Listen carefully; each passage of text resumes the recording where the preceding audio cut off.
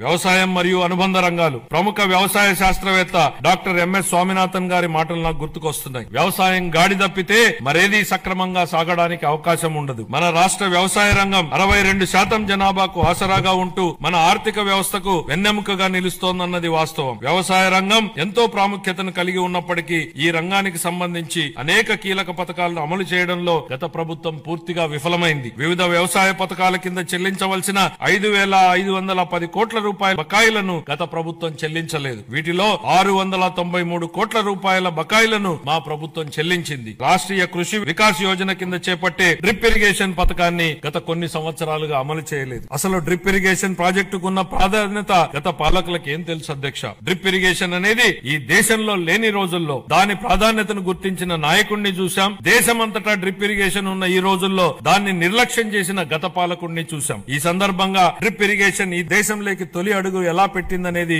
ఈ తరానికి తెలియజెప్పాల్సింది అధ్యక్ష. డ్రిప్ ఇరిగేషన్ గురించి ఎవరూ ఆలోచన చేయని 90వ దశకంలో ఇజ్రాయెల్ టెక్నాలజీని రాష్ట్రానికి తేవాలన్నారు చంద్రబాబు నాయుడు గారు. అధ్యయనానికి ఇజ్రాయెల్ కి వెళ్లిన కమిటీలో నేను సభ్యుడిగా ఉన్నాను అధ్యక్ష. 3 ఐఏఎస్ అధికారులను నన్ను సభ్యుడిగా ఆ కమిటీలో నియమించారు. నాటి ఉమ్మడి రాష్ట్ర ముఖ్యమంత్రి చంద్రబాబు గారి సూచనల మేరకు దాన్ని అధ్యయనం చేసి అందించిన నివేదిక ఆధారంగా దేశంలోనే తొలిసారిగా ఉమ్మడి రాష్ట్రంలో డ్రిప్ ఇరిగేషన్ పైలట్ ప్రాజెక్ట్ ప్రారంభించారు. దీనిపై నాటి కాంగ్రెస్ పార్టీ అవహేళన చేసింది. ఆ తర్వాత డ్రిప్ ఇరిగేషన్ పై జాతీయ స్థాయిలో వేసిన టాస్క్ ఫోర్స్ కు ఆయనే నేతృత్వం వహించారు. ఇవాళ డ్రిప్ లేని రాష్ట్రం లేదు, డ్రిప్ లేని పొలం లేదు. What Chandrababu Naidu thinks today the nation thinks tomorrow అనడానికి ఇంతకన్నా ఏ నిదర్శనం కావాలని అడుగుతున్నా అధ్యక్ష. ఇలాంటి డ్రిప్ ఇరిగేషన్ ను గత ప్రభుత్వం పూర్తిగా నిర్లక్ష్యం చేసింది. కేంద్ర ప్రభుత్వం డ్రిప్ ఇరిగేషన్ పథకం కోసం విడుదల చేసిన 616 కోట్ల రూపాయలను దారి మళ్లించింది. మా ప్రభుత్వం ఏర్పడిన తర్వాత డ్రిప్ ఇరిగేషన్ కోసం 176 కోట్లను విడుదల చేసి అదనంగా 85,000 హెక్టార్లను డ్రిప్ ఇరిగేషన్ కింద తీసుకురావడానికి మా ప్రభుత్వం అనుమతులిచ్చింది.